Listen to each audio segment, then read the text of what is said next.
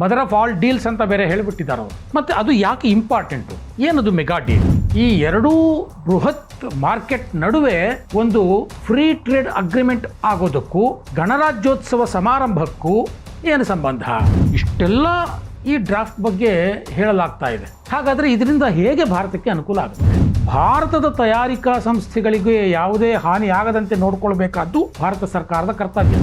ಈಗ ಐರೋಪ್ಯ ಒಕ್ಕೂಟಕ್ಕೆ ನಿಜವಾದ ವಾಸ್ತವ ಅರಿವಾಗ್ತಾ ಇದೆ. ಯುರೋಪಿಯನ್ ಯೂನಿಯನ್ ಇಲ್ಲಿ ಕೈಗಾರಿಕೆಗಳಿಗೆ ಸ್ಥಾಪನೆ ಮಾಡುತ್ತೆ ಅನ್ನೋದು ಅಷ್ಟೇ ಅಲ್ಲ. ಹಾಗಾದರೆ ಯುರೋಪಿಯನ್ ಯೂನಿಯನ್ಗೆ ಏನು ಲಾಭ ಇದರಿಂದ? ಇದನ್ನೇ ಹೇಳೋದು ಬ್ಲೆಸ್ಸಿಂಗ್ ಇನ್ ಡಿಸ್ಗೈಸ್ ಅಂತ. ಸ್ನೇಹಿತರೆ ನಮಸ್ಕಾರ, ಹೊಸ ದಿಗಂತ ಡಿಜಿಟಲ್ ಚಾನಲ್ಗೆ ಸ್ವಾಗತ. 77ನೇ ಗಣರಾಜ್ಯೋತ್ಸವವನ್ನು ದೇಶ ಆಚರಿಸ್ತಾ ಇದೆ, ಸಂಭ್ರಮಿಸ್ತಾ ಇದೆ. ಈ ಬಾರಿಯ ನವದೆಹಲಿಯ ಪೆರೇಡ್ ಏನಿದೆ, ಇದಕ್ಕೆ ವಿಶೇಷವಾದಂಥ ಒಂದು ಮಹತ್ವ ಬಂದಿದೆ ಎರಡು ಕಾರಣಕ್ಕೆ. ಆ ಎರಡು ಕಾರಣದಿಂದಾಗಿ ಭಾರತ ಮತ್ತು ಐರೋಪ್ಯ ಒಕ್ಕೂಟಗಳು ಒಬ್ಬ ಮಹಾತಾಯಿಯನ್ನು ಸದ್ಯಕ್ಕೆ ನಮ್ಮ ಮುಂದಿಡುವಂಥ ಸಾಧ್ಯತೆ ಇದೆ. ಆ ಮಹಾತಾಯಿ ಅಂತ ನಾನು ಹೇಳ್ತಾ ಇರುವಂಥದ್ದು ಮದರ್ ಆಫ್ ಆಲ್ ಡೀಲ್ಸ್ ಅಂತ. ಸೊ ಎರಡೂ ಒಕ್ಕೂಟಗಳು ಅಂದರೆ ಐರೋಪ್ಯ ಒಕ್ಕೂಟ ಮತ್ತು ಭಾರತ, ಈ ಎರಡೂ ಬೃಹತ್ ಮಾರ್ಕೆಟ್ ನಡುವೆ ಒಂದು ಫ್ರೀ ಟ್ರೇಡ್ ಅಗ್ರಿಮೆಂಟ್ ಆಗೋದಕ್ಕೂ ಗಣರಾಜ್ಯೋತ್ಸವ ಸಮಾರಂಭಕ್ಕೂ ಏನು ಸಂಬಂಧ? ನಾನು ನಿಮಗೆ ಒಂದೊಂದಾಗಿ ಹೇಳ್ತಾ ಹೋಗ್ತಾನೆ. ಈ ಬಾರಿಯ ಗಣರಾಜ್ಯೋತ್ಸವ ವಿಶೇಷ ಅತಿಥಿಗಳಾಗಿ European Union Commission president Ursula von der Leyen ಅಂತ ಲೇಡಿ ಅವರು ಬಂದಿದ್ದಾರೆ. ಜೊತೆಗೆ European Union Council President Antonio Costa, ಇವರಿಬ್ಬರೂ ಯುರೋಪಿಯನ್ ಯೂನಿಯನ್ನಿನ ಅತಿಗಣ್ಯ ವ್ಯಕ್ತಿಗಳು ಈ ವರ್ಷದ ಗಣರಾಜ್ಯೋತ್ಸವದ ಅತಿಥಿಗಳಾಗಿ ಭಾಗವಹಿಸಿದ್ದಾರೆ. ಇದರಲ್ಲಿ ಏನು ವಿಶೇಷ? ಪ್ರತಿ ವರ್ಷವೂ ಒಬ್ಬರಲ್ಲ ಒಬ್ಬರು ವಿಶೇಷ ಅತಿಥಿಗಳು ವಿದೇಶದಿಂದ ಬರ್ತಾನೆ ಇರ್ತಾರೆ. ಆದರೆ ಇಲ್ಲಿರುವಂಥ ವಿಶೇಷ ಏನು ಗೊತ್ತಾ? ಸ್ವಾತಂತ್ರ್ಯ ಬಂದ ದಿನದಿಂದ ಇದೇ ಮೊದಲ ಬಾರಿಗೆ ಯುರೋಪಿಯನ್ ದೇಶಗಳ ಗಣ್ಯರು ಗಣರಾಜ್ಯ ದಿನೋತ್ಸವದಲ್ಲಿ ಭಾಗವಹಿಸ್ತಾ ಇರುವಂಥದ್ದು. ಸ್ವಾತಂತ್ರ್ಯ ಬಂದದಿಂದ ಇಲ್ಲಿಯವರೆಗೆ ಯಾವುದ್ಯಾವುದೋ ರಾಷ್ಟ್ರಗಳ ನಾಯಕರು ಬಂದಿದ್ದಾರೆ, ಆದರೆ ಯುರೋಪ್ ದೇಶಗಳ ನಾಯಕರು ಬಂದಿರೋದು ಇದೇ ಮೊದಲು. ಇದು ಮಹತ್ವದ್ದು. ಜೊತೆಗೆ ಅವರು ಇಲ್ಲಿ ಪೆರೇಡ್ ನೋಡಿ ಖುಷಿಪಟ್ಟು ಹೋಗೋದಕ್ಕೆ ಬಂದಿಲ್ಲ ಸ್ನೇಹಿತರೆ. ಆ ಇಬ್ಬರೂ ನಾಯಕರು ಒಂದು ಮಹತ್ವದ ಉದ್ದೇಶ ಇಟ್ಕೊಂಡು ಬಂದಿದ್ದಾರೆ. ಅದನ್ನೇ ನಾನು ಆಗಲೇ ಹೇಳಿದ್ದು, ಒಬ್ಬ ಮಹಾತಾಯಿಯನ್ನು ಎರಡೂ ಒಕ್ಕೂಟಗಳ ಮುಂದೆ ಅವರು ಇಡೋರಿದ್ದಾರೆ. Mother of all deals. ಇನ್ನೂ 2 ದಿನ ಅವರು ಭಾರತದಲ್ಲೇ ಇರ್ತಾರೆ. ಹಾಗಾಗಿ ಈ ಮಹತ್ವದ ಭೇಟಿಗೆ ಅವರನ್ನು ವಿಶೇಷ ಆದರದಿಂದ ಇವತ್ತು ಸ್ವಾಗತಿಸಲಾಯಿತು ಗಣರಾಜ್ಯ ಸಮಾರಂಭಕ್ಕೆ. ಇದಿಷ್ಟೇನಾ? ಇನ್ನೂ ಒಂದು ವಿಶೇಷವಾದಂಥ ಅಂಶ ಇದೆ ಇವತ್ತಿನ ಗಣರಾಜ್ಯ ದಿನೋತ್ಸವದಲ್ಲಿ. ಏನು ಅಂತಂದರೆ, ಇದೇ ಮೊದಲ ಬಾರಿಗೆ ಯುರೋಪಿಯನ್ ಒಕ್ಕೂಟದ ಸೇನಾ ತುಕಡಿ ನಮ್ಮ ಸೇನಾ ತುಕಡಿಯ ಜೊತೆ ಪೆರೇಡ್ನಲ್ಲಿ ಭಾಗವಹಿಸಿದೆ. ಇದು ನಿಜಕ್ಕೂ ಅಪರೂಪದ ಒಂದು ವಿದ್ಯಮಾನ. ಸೊ ಹಾಗಾಗಿ ಭಾರತ ಮತ್ತು ಐರೋಪ್ಯ ಒಕ್ಕೂಟಗಳು ಒಂದು ಕಡೆ ಬರ್ತಾ ಇವೆ. ಭಾರತ ಮತ್ತು ಐರೋಪ್ಯ ಒಕ್ಕೂಟಗಳು ತಮಗೆ ಪರಸ್ಪರ ಲಾಭ ಇರುವಂಥ ಅಂಶಗಳ ಕಡೆ ಈಗ ಗಮನ ಕೊಡ್ತಾ ಇವೆ, ಭಾವನಾತ್ಮಕವಾಗಿಯೂ ಒಂದಾಗ್ತಾ ಇವೆ ಅನ್ನುವಂಥ ಅಂಶ ಇವತ್ತಿನ ಗಣರಾಜ್ಯ ದಿನೋತ್ಸವದಲ್ಲಿ ಸಾಬೀತಾಗಿದೆ. ಇವತ್ತಿನ ಗಣ್ಯ ಅತಿಥಿಗಳಲ್ಲಿ ಒಬ್ಬರಾಗಿರುವಂತಹ European commission president Ursula von der Leyen, ಆಕೆ ಭಾರತಕ್ಕೆ ಬರೋಕ್ಕೆ ಮುಂಚೆ ಅಂದರೆ ನೆನ್ನೆನೇ ಒಂದು ಎಕ್ಸ್ ಖಾತೆಯಲ್ಲಿ ಒಂದು ಪೋಸ್ಟನ್ನು ಹಾಕ್ಕೊಂಡಿದ್ರು. ನಾನು ಭಾರತಕ್ಕೆ ಹೋಗ್ತಾ ಇದ್ದೇನೆ, ಭಾಳ ಖುಷಿಯಿಂದ ಹಾಕ್ಕೊಂಡಿದ್ರು.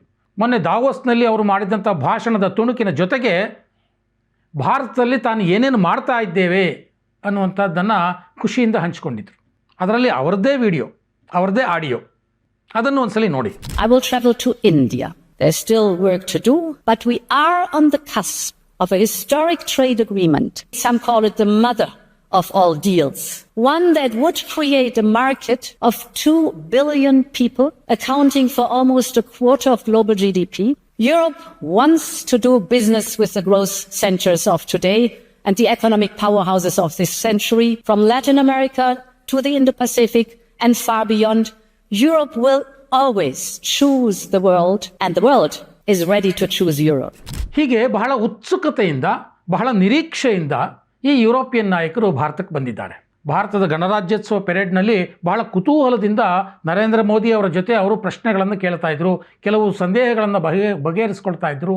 ಭಾರತದ ಸೇನಾ ಶಕ್ತಿಯನ್ನು ನೋಡಿದ್ರು, ಭಾರತದ ವೈವಿಧ್ಯಮಯ ಸಾಂಸ್ಕೃತಿಕ ಪರಂಪರೆಯನ್ನು ನೋಡಿದ್ರು. ಇದೆಲ್ಲವನ್ನು ನೋಡಿ ಅವರು ಖುಷಿಪಟ್ಟರು. ಇದಾದ ನಂತರದಲ್ಲಿ 2-3 ದಿನ ಅವರು ಇಲ್ಲೇ ಇರ್ತಾರೆ. ಭಾರತ ಮತ್ತು ಐರೋಪ್ಯ ಒಕ್ಕೂಟಗಳ ನಡುವೆ ಒಂದು free trade agreement, mega deal ಒಂದನ್ನು ಮಾಡ್ಕೊಳ್ಳೋರಿದ್ದಾರೆ. ಏನದು mega deal? Mother of all deals ಅಂತ ಬೇರೆ ಹೇಳಿಬಿಟ್ಟಿದ್ದಾರೆ ಅವರು. ಮತ್ತು ಅದು ಯಾಕೆ ಇಂಪಾರ್ಟೆಂಟು ಇವತ್ತಿನ ಸಂದರ್ಭಕ್ಕೆ? ಇವತ್ತಿನ ಸಂದರ್ಭವನ್ನು ನೀವೆಲ್ಲ ನೋಡಿದ್ದೀರಿ. ಟ್ರಂಪ್ನ ತಾರೀಫ್ ಹುಚ್ಚಾಟ ಏನಿದೆ ಅದನ್ನು ಇಡೀ ಜಗತ್ತು ನೋಡಿದೆ. ಇಡೀ ಜಗತ್ತು ಬೇಸತ್ತು ಬಿಟ್ಟಿದೆ. ಅದರಲ್ಲೂ ಮುಖ್ಯವಾಗಿ ಗ್ರೀನ್ಲ್ಯಾಂಡ್ ವಿಚಾರದಲ್ಲಿ ಯುರೋಪ್ ರಾಷ್ಟ್ರಗಳಿಗೆ ನಾನು ತಾರೀಫ್ ಹಾಕ್ತೀನಿ ಅಂತ ಯಾವಾಗ ಟ್ರಂಪ್ ಹೇಳಿದ್ರೋ ಆಗ ಯುರೋಪ್ ದೇಶಗಳು ಎಚ್ಚೆತ್ಕೊಂಡ್ರು. ಇಷ್ಟು ವರ್ಷ ಅಮೆರಿಕಾದ ನೆರಳಿನಂತೆಯೇ ಅವರು ಸಾಕ್ತಾ ಬಂದಿದ್ದು. ಅಮೆರಿಕ ಹೇಳಿದಾಗೆ ಕೇಳ್ಕೊಳ್ತವೆ ಅನ್ನುವಂಥ ಒಂದು ಪರಿಸ್ಥಿತಿ, ಒಂದು ಇಮೇಜನ್ನು ಅವು ಸೃಷ್ಟಿಸಿಕೊಂಡಿದ್ದು. ಈಗ ಐರೋಪ್ಯ ಒಕ್ಕೂಟಕ್ಕೆ ನಿಜವಾದ ವಾಸ್ತವ ಅರಿವಾಗ್ತಾ ಇದೆ. ನಾವು ಅಮೆರಿಕಾವನ್ನು ನೆಚ್ಚಿಕೊಂಡ್ರೆ ಒಂದಲ್ಲ ಒಂದು ದಿನ ನಾವು ಹಳ್ಳ ಹಿಡಿಯೋದಂತೂ ಗ್ಯಾರಂಟಿ. ನಾವು ಹೊಸ ಹೊಸ ದಾರಿಗಳನ್ನು ಹುಡುಕೊಳ್ಬೇಕು. ಅಮೆರಿಕ ಬಿಟ್ಟರೆ ಅಥವಾ ಅಮೆರಿಕಕ್ಕಿಂತಲೂ ದೊಡ್ಡದಾದಂಥ ಮಾರುಕಟ್ಟೆ ಅಂತ ಒಂದಿದ್ದರೆ ಚೀನಾ ಬಿಟ್ಟರೆ ಅದು ಭಾರತ. ಸೊ ಹಾಗಾಗಿ ನಾವು ಭಾರತದ ಜೊತೆ ಕೈ ಜೋಡಿಸಿದರೆ ಮುಂದಿನ ನಮ್ಮ ಹಾದಿ ಸುಗಮವಾಗುತ್ತೆ ಅನ್ನುವಂಥ ಮನವರಿಕೆ ಐರೋಪ್ಯ ಒಕ್ಕೂಟಕ್ಕಾಗಿದೆ. ಭಾರತಕ್ಕೂ ಅಷ್ಟೆ. ಯಾವಾಗ ಟ್ರಂಪ್ ಹುಚ್ಚಾಟದಿಂದ ಭಾರತದ ಮೇಲೆ ತೆರಿಗೆ ಜಾಸ್ತಿ ಆಯಿತೋ ಇಲ್ಲಿನ ಇಂಡಸ್ಟ್ರಿಗಳ ಹಿತಾಸಕ್ತಿ ಕಾಪಾಡಬೇಕಾದ್ದು ಭಾರತ ಸರ್ಕಾರಕ್ಕೆ ಅನಿವಾರ್ಯ ಆಯಿತು. ಹಾಗಾಗಿ ಹೊಸ ಹೊಸ ಮಾರುಕಟ್ಟೆಯನ್ನು ಹುಡುಕೋದರಲ್ಲಿ ಅದು ನಿರಂತರವಾಗಿ ತೊಡಗಿತ್ತು. ಆಗ ಯುರೋಪಿಯನ್ ಒಕ್ಕೂಟವೂ ಸಹ ಇದಕ್ಕೆ ಪೂರಕವಾಗಿ ಸ್ಪಂದಿಸಿತು. ಅವರಿಗೂ ಬೇಕಾಗಿತ್ತು, ನಮಗೂ ಬೇಕಾಗಿತ್ತು. ಈಗ ಹೊಸದೊಂದು ಫ್ರೀ ಟ್ರೇಡ್ ಅಗ್ರಿಮೆಂಟ್ ಆಗ್ತಾಯಿದೆ. 27-28ನೇ ತಾರೀಕು ಕೂಡ ಈ ನಿಯೋಗ ಇಲ್ಲೇ ಇರುತ್ತೆ.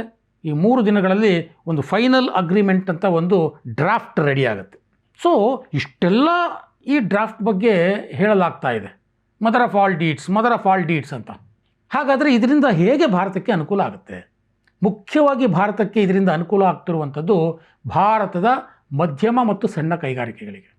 ಚರ್ಮೋದ್ಯಮ, ಚಪ್ಪಲಿಗಳು, ಬ್ಯಾಗ್ಗಳು, ಶೂಗಳು, ಟೆಕ್ಸ್ಟೈಲ್ಸ್, ಜವಳಿ, ಫಾರ್ಮಾಸ್ಯೂಟಿಕಲ್ಸ್, ಎಲೆಕ್ಟ್ರಾನಿಕ್ಸ್, IT ಸೆಕ್ಟರ್, ಈ ಸೆಕ್ಟರ್ಗಳಲ್ಲಿ ಭಾರತ ಮತ್ತು ಐರೋಪ್ಯ ಒಕ್ಕೂಟ ಮಹತ್ವವಾದಂಥ ಒಂದು ಒಪ್ಪಂದಕ್ಕೆ ಬರ್ತಾ ಇದೆ. ಟೆಕ್ಸ್ಟೈಲ್ ಅಂತ ಒಂದು ಎಕ್ಸಾಂಪಲ್ ತೊಗೊಂಡ್ರೆ ಐರೋಪ್ಯ ಒಕ್ಕೂಟ ಒಟ್ಟು ಇಂಪೋರ್ಟ್ ಮಾಡಿಕೊಳ್ಳುವಂಥ ಟೆಕ್ಸ್ಟೈಲ್ನ ಮೌಲ್ಯ ಎಷ್ಟು ಗೊತ್ತಾ? 113 ಲಕ್ಷ ಕೋಟಿ ರೂಪಾಯಿಗಳು. ರೂಪಾಯಿನಲ್ಲಿ ನಾನು ಹೇಳ್ತಾ ಇದ್ದೇನೆ. ಅದರಲ್ಲಿ ಅವರು ಇಂಪೋರ್ಟ್ ಮಾಡಿಕೊಳ್ಳುವಂಥದ್ದು ಬಹುತೇಕ ಚೀನಾ, ವಿಯೆಟ್ನಾಂ ಮತ್ತು ಬಾಂಗ್ಲಾದೇಶದಿಂದ. ಈಗ ಬಾಂಗ್ಲಾದೇಶದಲ್ಲಿರುವಂಥ ಟೆಕ್ಸ್ಟೈಲ್ ಇಂಡಸ್ಟ್ರಿ ನಾಶ ಆಗೋಗ್ಬಿಟ್ಟಿದೆ. ಹಾಗಾಗಿ ಭಾರತಕ್ಕೆ ಇದು ಒಂದು ಅವಕಾಶ, ಭಾರತದ ಟೆಕ್ಸ್ಟೈಲ್ ಇಂಡಸ್ಟ್ರಿಗೆ ಒಂದು ಅವಕಾಶ. ಸೊ ಹಾಗಾಗಿ ಭಾರತದ ಪ್ರಾಡಕ್ಟ್ಗಳಿಗೆ ಈಗ ಯುರೋಪಿನ ಮಾರುಕಟ್ಟೆ ಓಪನ್ ಅಪ್ ಆಗ್ತಾ ಇದೆ. 2022ರಿಂದ ಯುರೋಪ್ ಜೊತೆಗೆ ಒಂದು ವಾಣಿಜ್ಯ ಒಪ್ಪಂದ ಮಾಡಿಕೊಳ್ಬೇಕು ಅಂತ ಒಂದು ನಿರಂತರವಾದ ಪ್ರಯತ್ನ ನಡೆದಿತ್ತು. ಆದರೆ ಮಾರುಕಟ್ಟೆ ವಿಚಾರದಲ್ಲಿ ಅಥವಾ ವ್ಯಾಪಾರದ ವಿಚಾರದಲ್ಲಿ ಯುರೋಪಿಯನ್ ಯೂನಿಯನ್ ಯಾಕೋ ಭಾರತದ ಜೊತೆ ಅಷ್ಟಾಗಿ ನಿಂತಿರಲಿಲ್ಲ. ಹೆಚ್ಚುವರಿ ತೆರಿಗೆಗಳನ್ನು ಹಾಕೋದು, ಇಲ್ಲ ಸಲ್ಲದ ಕಂಡೀಷನ್ಗಳನ್ನು ಹಾಕೋದು, ವೀಸಾ ನಿಯಮಗಳನ್ನ ಸಡಿಲಿಸೋಕೆ ಆಗೋದಿಲ್ಲ ಅಂತ ಹೇಳುವಂಥದ್ದು, ಈ ಥರದ್ದೆಲ್ಲ ನಡೀತಾ ಬಂದಿತ್ತು. ಆದರೆ ಈಗ ಎಲ್ಲದಕ್ಕೂ ಕಾಲ ಕೂಡಿ ಬಂದಿದೆ. ಹಾಗಾದರೆ ಯುರೋಪಿಯನ್ ಯೂನಿಯನ್ಗೆ ಏನು ಲಾಭ ಇದರಿಂದ? ಯುರೋಪಿಯನ್ ಯೂನಿಯನ್ ಮುಖ್ಯವಾಗಿ ಕಣ್ಣಿಟ್ಟಿರೋದು ಈ ಒಪ್ಪಂದದ ಮುಖಾಂತರ ಭಾರತದ ಆಟೋಮೊಬೈಲ್ ಸೆಕ್ಟರನ್ನು, ವಿಶ್ವದ 3ನೇ ಅತಿ ದೊಡ್ಡ ಆಟೋಮೊಬೈಲ್ ಮಾರ್ಕೆಟ್ ಭಾರತ, ಅಲ್ಲಿನ ಬೆನ್ಸ್, BMW, ವೋಕ್ಸ್ವ್ಯಾಗನ್, ಎಲ್ಲ ಬೃಹತ್ ಕಾರು ತಯಾರಿಕಾ ಕಂಪನಿಗಳು ಈಗ ಭಾರತದತ್ತ ಕಣ್ಣು ಹಾಕಿವೆ. ಇಲ್ಲಿಯವರೆಗೂ ನೋಡಬೇಕು ಅಂತಂದರೆ ಈ ಎಲ್ಲ ಕಾರುಗಳಿಗೆ ಭಾರತ 50%ಇಂದ 100%, 150% ತೆರಿಗೆಯನ್ನು ಹಾಕ್ತಾಯಿತ್ತು. ಅತ್ಯಂತ ಹೆಚ್ಚು ತೆರಿಗೆಯನ್ನು ಭಾರತವೇ ಹಾಕ್ತಾ ಇದ್ದಿತ್ತು. ಈಗ ಈ ಒಪ್ಪಂದದ ಪ್ರಕಾರ ಭಾರತ ಈ ಕಾರುಗಳ ತೆರಿಗೆಯನ್ನು ಕಡಿಮೆ ಮಾಡುತ್ತೆ. ಹಾಗಾಗಿ ಯುರೋಪಿಯನ್ ಯೂನಿಯನ್ನಿನ ಆಟೋಮೊಬೈಲ್ ಕಂಪನಿಗಳು ಭಾರತಕ್ಕೆ ಬಂದು ಭಾರತದಲ್ಲೂ ಕೈಗಾರಿಕೆಗಳನ್ನು ಸ್ಥಾಪಿಸುತ್ತವೆ. ಅಲ್ಲಿ ತಯಾರಾದ ಕಾರುಗಳನ್ನು ಇಲ್ಲಿ ಕೊಡೋದು ಅಷ್ಟೇ ಅಲ್ಲ, ಇಲ್ಲೇ ಕೈಗಾರಿಕೆಗಳನ್ನು ಸ್ಥಾಪಿಸಿ ಇಲ್ಲೇ ಕಾರುಗಳನ್ನು ತಯಾರು ಮಾಡುತ್ತವೆ. ಇದರಿಂದ ಉದ್ಯೋಗ ಸೃಷ್ಟಿಯಾಗುತ್ತೆ ಸ್ನೇಹಿತರೆ. ಯಾಕಂತಂದರೆ ಐರೋಪ್ಯ ಒಕ್ಕೂಟಗಳು ಚೀನಾದಿಂದ ಕಾಲು ತೆಗೆಯೋದು ಹೇಗೆ ಅಂತ ಬಹಳ ವರ್ಷಗಳಿಂದ ಯೋಚಿಸ್ತಾ ಇತ್ತು. ಅವುಗಳಿಗೆ ಒಂದು ಒಳ್ಳೆ ಮಾರುಕಟ್ಟೆ ಬೇಕಾಗಿತ್ತು. ಭಾರತದ ಜೊತೆ ಯಾಕೋ ಸರಿ ಹೊಂದುತ್ತಾ ಇರಲಿಲ್ಲ. ಈಗ ಅನಿವಾರ್ಯ ಆಗಿದೆ. ಸೊ ಅನೇಕ ಕಂಪನಿಗಳು ಚೀನಾದಿಂದ ಕಾಲು ತೆಗೆದು ಭಾರತಕ್ಕೆ ಕಾಲಿಡುವಂಥ ಎಲ್ಲ ಸಾಧ್ಯತೆಗಳು ಈ ಒಂದು ಮದರ್ ಆಫ್ ಆಲ್ ಡೀಲ್ಸಿಂದ ಸಿಗ್ತಾ ಇದೆ. ಜೊತೆಗೆ ಐರೋಪ್ಯ ಒಕ್ಕೂಟದ ಆಲ್ಕೋಹಾಲ್, ವೈನ್, ಫ್ರಾನ್ಸ್, ಸ್ಪೇನ್ ಈ ದೇಶಗಳ ವಿದೇಶಿ ಆಲ್ಕೋಹಾಲ್ಗಳು ಅವುಗಳು ಸಹ ಭಾರತದಲ್ಲಿ ಒಳ್ಳೆಯ ಮಾರುಕಟ್ಟೆ ಇದೆ. ಆದರೆ ಅತಿಯಾದ ತೆರಿಗೆ, ಈ ತೆರಿಗೆಯನ್ನು ಸಹ ಭಾರತ ಬಹುಶಃ ಕಡಿಮೆ ಮಾಡುವಂಥ ಎಲ್ಲ ಸಾಧ್ಯತೆಗಳಿವೆ ಈ ಒಪ್ಪಂದದ ಪ್ರಕಾರ. ಸೊ ಹಾಗಾಗಿ ಭಾರತದ ಅತಿ ದೊಡ್ಡ ಮಾರುಕಟ್ಟೆನ ಯುರೋಪಿಯನ್ ಯೂನಿಯನ್ನಿನ ಆಲ್ಕೋಹಾಲ್ಗಳಿಗೆ ತೆರೆದ ಹಾಗಾಗತ್ತೆ. ಇಲ್ಲಿ ಭಾರತದ ತಯಾರಿಕಾ ಸಂಸ್ಥೆಗಳಿಗೆ ಯಾವುದೇ ಹಾನಿಯಾಗದಂತೆ ನೋಡಿಕೊಳ್ಬೇಕಾದ್ದು ಭಾರತ ಸರ್ಕಾರದ ಕರ್ತವ್ಯ. ಅದು ಭಾರತದಲ್ಲಿನ ಕಾರು ಉತ್ಪಾದಕರಿರ್ಬೋದು, ಭಾರತದಲ್ಲಿನ ಮದ್ಯ ಉತ್ಪಾದಕರಿರ್ಬೋದು. ಆ ಎಚ್ಚರಿಕೆಯನ್ನು ಇಟ್ಟುಕೊಂಡೇ ಭಾರತ ಈ ಒಂದು ಒಪ್ಪಂದಕ್ಕೆ ಸಹಿ ಹಾಕುತ್ತೆ ಅನ್ನುವಂಥ ನಿರೀಕ್ಷೆ ಇದೆ. ಇನ್ನು ನಾನು ಆಗಲೇ ಹೇಳಿದಾಗೆ ಉದ್ಯೋಗ ಸೃಷ್ಟಿ. ಯುರೋಪಿಯನ್ ಯೂನಿಯನ್ ಇಲ್ಲಿ ಕೈಗಾರಿಕೆಗಳಿಗೆ ಸ್ಥಾಪನೆ ಮಾಡುತ್ತೆ ಅನ್ನೋದು ಅಷ್ಟೇ ಅಲ್ಲ, ಇಲ್ಲಿ ಸಂಶೋಧನಾ ಕೇಂದ್ರಗಳನ್ನು ಸ್ಥಾಪನೆ ಮಾಡುತ್ತೆ. ಯಾಕಂದರೆ ಯುರೋಪಿಯನ್ ಯೂನಿಯನ್ ಈಗ ಸಂಪೂರ್ಣವಾಗಿ ನೆಚ್ಚಿಕೊಂಡಿರುವಂಥದ್ದು ಔಷಧ ಕ್ಷೇತ್ರದಲ್ಲಿ, ಫಾರ್ಮಾಸ್ಯೂಟಿಕಲ್ ಕ್ಷೇತ್ರದಲ್ಲಿ ಅಂದರೆ ಭಾರತವನ್ನೇ.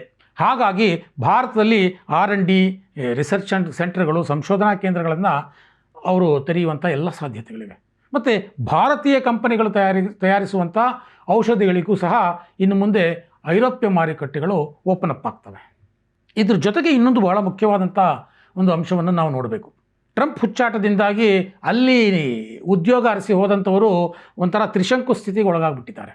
ಆದರೆ ಈಗ ಯುರೋಪಿಯನ್ ಒಕ್ಕೂಟ ಭಾರತೀಯ ಟ್ಯಾಲೆಂಟ್ಗೆ ತನ್ನ ಬಾಗಿಲನ್ನು ಸಡಿಲಗೊಳಿಸ್ತಾ ಇದೆ, ತನ್ನ ವೀಸಾ ನಿಯಮಗಳನ್ನು ಸಡಿಲಗೊಳಿಸ್ತಾ ಇದೆ, ಕಠಿಣವಾದ ನಿಯಮಗಳಿಗೆ ಸ್ವಲ್ಪ ತಿದ್ದುಪಡಿ ತರ್ತಾ ಇದೆ.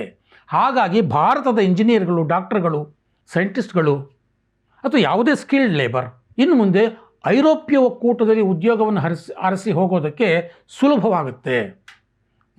ಹಿಂದಿನಷ್ಟು ಅದು ಕಷ್ಟ ಆಗೋದಿಲ್ಲ. ಹಾಗಾಗಿ ಈ ಮುಖಾಂತರವೂ ಸಹ ಭಾರತೀಯ ಪ್ರತಿಭಾವಂತರಿಗೆ ಉದ್ಯೋಗಗಳು ಸೃಷ್ಟಿಯಾಗ್ತವೆ.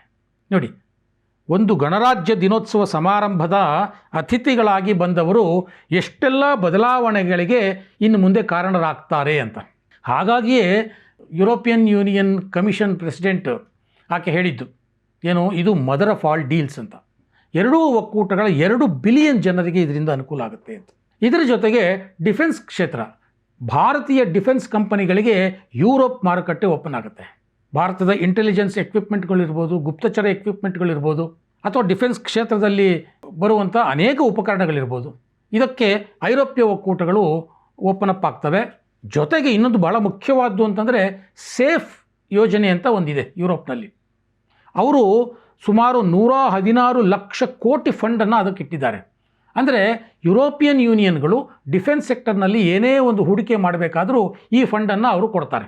ಅದು ಇದುವರೆಗೆ ಕೇವಲ ಯುರೋಪಿಯನ್ ದೇಶಗಳಿಗೆ ಮಾತ್ರ ಸೀಮಿತ ಆಗಿತ್ತು. ಈಗ ಈ ಹೊಸ ಅಗ್ರಿಮೆಂಟ್ ಪ್ರಕಾರ ಭಾರತಕ್ಕೂ ಸಹ ಆ ಫಂಡಿನ ಲಾಭ ಸಿಗುತ್ತೆ.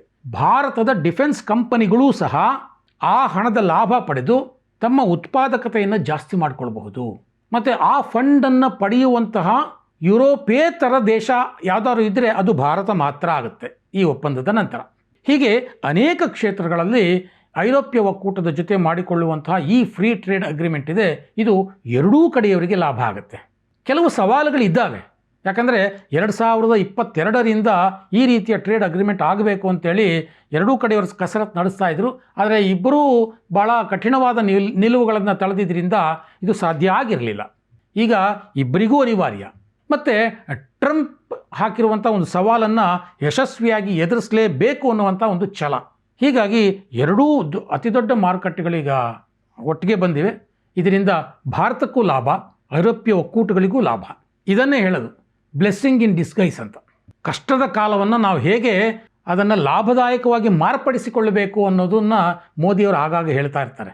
ಸೊ ಈಗ ಅದನ್ನೇ ಎರಡೂ ಒಕ್ಕೂಟಗಳು ಮಾಡಿ ತೋರಿಸ್ತಾ ಇವೆ. So mother of all deals ಭಾರತಕ್ಕೂ ಮತ್ತು ಐರೋಪ್ಯ ಒಕ್ಕೂಟಗಳಿಗೂ ಲಾಭ ತರುತ್ತೆ ಅನ್ನುವಂಥ ನಿರೀಕ್ಷೆಯಲ್ಲಿ ಈ ನಾಯಕರು ಭಾರತಕ್ಕೆ ಬಂದಿದ್ದಾರೆ. ಇದು ಯಶಸ್ವಿ ಆದರೆ ಐರೋಪ್ಯ ದೇಶಗಳು ಮತ್ತು ಭಾರತ ಎರಡೂ ದೇಶಗಳ ನಾಗರಿಕರಿಗೆ ಅಂತಿಮವಾಗಿ ಲಾಭ ಆಗುತ್ತೆ.